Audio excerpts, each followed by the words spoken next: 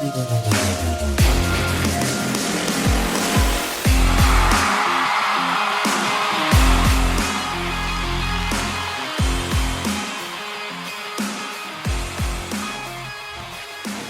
we had taken some time in the last episode to discuss whether or not the Colts have had a successful 2023 campaign. Now, you could go ahead and listen to that one if you'd like. In fact, I'd encourage you to do so. Of course, I'd encourage you to listen to all of the episodes that I put out because, hell, I mean, I take the time to make them for your entertainment, right? But I understand it's not realistic for you to watch every single video that I make. Of course, thank you to those who do.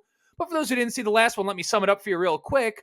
Ultimately, the Colts have indeed had a successful 2023 campaign, assuming you weren't in some weird Super Bowl or bust mentality. This is one of, if not the youngest roster in the NFL, along with the fact it was considered by many to be one of the worst rosters in the NFL coming into the season. If you told anyone, other than me, of course, because I was ahead of the curve on this team, not to pat myself on the back, but there it is. If you told anyone that this team was going to be 5-5 going into their bye week, still mathematically in the playoffs after that disastrous 4-12-1 campaign last season, they would have called you crazy. The expectation was low. And when you're evaluating whether or not something is successful, ultimately that evaluation is going to be rooted in the expectation, right? So the expectation was low. The Colts have exceeded that expectation already. Therefore, this has been a successful season, right? That being said, the Colts being successful this season is only one piece of the puzzle in the AFC South. It's a very, very exciting time for the AFC South. This past offseason was huge for this division, right? The Colts obviously had a masterclass of an offseason, and you look at the draft, and 3 of the 4 top quarterbacks were drafted into this division, right? Of course, you have Bryce Young in Carolina, while sleepy Frank Reich is just waking up and trying to figure out who the hell is supposed to be calling the plays over there. While they can't figure out who's calling a play for their offense, you have the other 3 quarterbacks in the draft in the AFC South, right? You have CJ Stroud, Will Levis, and our guy, Anthony Richardson. And as I record this video today, there is not a single starting quarterback in the AFC South, of course, we're counting Anthony Richardson as the starter, not Gardner Minshew, that is over the age of 24 years old. And that sounds all fine and dandy, but of course, for us Colts fans, while we have to watch Bryce Young and CJ Stroud play absolutely spectacular football and watch Will Levis look pretty impressive himself over there in Tennessee, our guy is the only one that is out for the season. And it does raise the question, as we see an up-and-coming division in the AFC South, where exactly is it that the Colts fit in to the future of this division? Because let's be honest, all of these guys can't be great, right? All of these teams look promising. All of these quarterbacks look promising, but ultimately someone has to finish in first, someone has to finish in last, and everything in between, right? They can't all be dynasties. They can't all be winners, right? And you look at not just the quarterbacks, but the coaches as well. Doug Peterson, Mike Vrabel, D'Amico Ryans, and of course Shane Steichen. Those are all great coaches. And again, for the Colts, that's a good thing.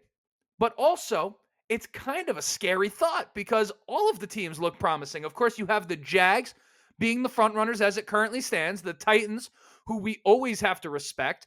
And then, of course, the team that has essentially prompted me to make this video is the Houston Texans. And I will tell you what, let me make an announcement right now.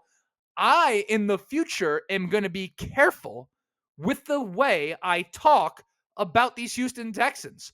I, not only just on this channel, before this channel, pre-documentation of my thoughts, have never respected the Houston Texans as an organization. I'm on record here saying there are only 3 teams in the AFC South: the Jaguars, the Colts, and the Titans. The 4th team, who is it? Well, apparently, it's the Houston Texans. And you look at D'Amico Ryans, the head coach, and obviously a stud. Can't help but love the story of him being a linebacker for that team and getting an opportunity to be the head coach, and particularly with how young he is, right? I mean, that is an excellent, excellent story. And then you take into account as well that he brought with him. Now, I just found this out. Should I have assumed that he brought a guy from San Francisco to help him with this offense? Yes, I probably should have. Hindsight's 2020. Sometimes you miss the details, and I'm not going to sit here and pretend that I know what the hell a Bobby Slowick is. But Bobby Slowick is the offensive coordinator for the Texans. He was the passing game coordinator for the 49ers last year. So when you take the Texans and turn them into the Niners, that is a scary thing, right? This is an organization that's clearly headed in the right direction. And guys, I promise I'm going to get back to the Colts, but ultimately the Texans and their success, or whatever we want to call it, these teams in the AFC South matter too. Ultimately, we verse them over half the time throughout the course of the season. So AFC South news is kind of Colts news indirectly, right? And you take the fact also that the Texans traded Deshaun Watson, the hand job junkie. I probably shouldn't have said that. Whatever. They traded Deshaun Watson, and all of a sudden, for one Deshaun Watson, they walk out of it with CJ Stroud, Kenyon Green, who just had knee surgery, but that's their starting center, drafted in the first round in 2022. Will Anderson, who everyone is horrified of. Damon Pierce, Tank Dell, another first round pick this year, and another fourth round pick this year. That is an absolute masterclass by the Texans. All the talk about the Colts and their offseason from us, let's not ignore the Houston Texans and what they've been doing. And all of a sudden, you look at this division and say, not for anything, which team is the odd one out? Someone has to be. And I don't really fully know where to go with this discussion. Well, I've figured it out, but I was having a tough time figuring out where to go with this. But this has just been a thought that's on my mind. And I think we've got to talk a little bit about the Colts' place in the AFC South. So I have come up with 4 questions that I feel are going to determine where the Colts stand in the AFC South moving forward. 2 of them are related directly to the Indianapolis Colts, 2 of which are about other teams in the division, which is, of course, relevant. So without further ado, let's come on and get into it. But of course, I have to introduce myself. My name is Justin. This right here is the Ride on the Bench Coltscast. As always, I ask anyone watching, if you are enjoying the video right now or end up enjoying the video throughout, please go ahead and shoot it a like. It's going to help me get out to as many Colts fans as humanly possible. If you want to stick around for the journey, of course, you can subscribe. We're somewhere in the 1700s right now, shooting for 2,000 before we go for 3,000, 5,000, 10,000, 2 trillion, right? If you want to be around for the journey, please subscribe. But most importantly, enjoy the video. Drop a comment with your thoughts as well, because, of course, I am here for the discussion. You guys all know I'm in the comment section, perhaps even to a fault. But, that is the community I'm trying to build. I want you guys to know that I appreciate all of the engagement. It keeps me going. It keeps me coming back. This right here is my fix. I'm out here on Long Island, New York. Ultimately, I'm not surrounded by a bunch of Colts fans. You guys are my Colts friends. That's just the truth of the matter. So let's start with the first question. And this is kind of a loaded question. And I'm not trying to speak anything into existence when I bring this up. But question number 1. Will the Colts regret not trading up to the number 1 overall pick? And with that question, kind of some caveats. Was Anthony Richardson actually their number 1 ranked quarterback in this draft? Of course, I am incredibly happy that we have Anthony Richardson. But if he was not their number 1 ranked quarterback, was that guy CJ Stroud? And if it was, will they regret that, right? Because ultimately, this draft just decided the next 5 to 10 years of the AFC South. And CJ Stroud and Anthony Richardson, along with Will Levis, are all going to be judged together. Where does Anthony Richardson sit in that? And was CJ Stroud a guy that they liked above Anthony Richardson? Again, I love Anthony. It's just a legitimate question. The Texans ended up getting CJ Stroud. If he happens to end up, I hope not. If he happens to end up the best of this bunch, will the Colts ultimately look back and regret that, right? All the years we've been talking about the Colts need to go get a quarterback. I'm not going to go year by year by year. I suppose I could. There wasn't really many opportunities. The only year you can really look at was 2020. That was the year that Joe Burrow was drafted number 1, and then Tua was, I think, number 5 by the Dolphins, and then Justin Herbert number 6, something like that. They were all like in the top 8 picks, right? But the Bengals were never going to trade that pick, right? Because Joe Burrow obviously was a surefire prospect. The Dolphins needed the quarterback bad, so they were going to stay put. And the Chargers had just given up Phillip Rivers, who we got, so they were in the market for a quarterback. So trading up was going to be hard when all those teams were in the market for a quarterback. We ultimately ended up with DeForest Buckner, which I think was a great trade. But this was the year we were supposed to get the quarterback. We did. We love what we saw, but ultimately we have the shoulder injury. Is that going to be something that keeps up? Is it not? I don't know. Am I worried? A little bit. Is CJ Stroud scaring me? Absolutely. So that basically looking back at this draft, are the Colts going to wish they were a little bit more aggressive? That is a question that we're going to have to sit and think about for really years to come, right? Question number 2. Just how good is Shane Steichen, the coach? Listen, we had spoken about all of the coaches in the division at the top, right? Doug Peterson is one of the best offensive minds of the past 20 years, period. There's not many head coaches in the NFL that have had more success than Doug Peterson. D'Amico Ryans, tremendous. Love what he brings as a motivator and a defensive mind and just really young, energetic presence. Mike Vrabel, obviously completely proven in this league. I am not sure any of those coaches would have the Colts right now with Gardner Minshew having played the fine majority of the snaps.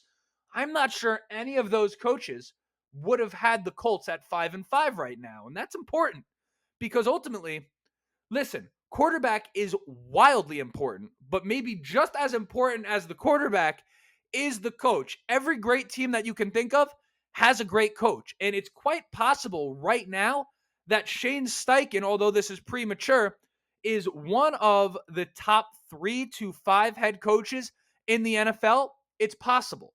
And I know some people are going to say I'm a little premature on that, but if you want to defer to body of work, great. I'm not. I'm talking in a vacuum in front of us.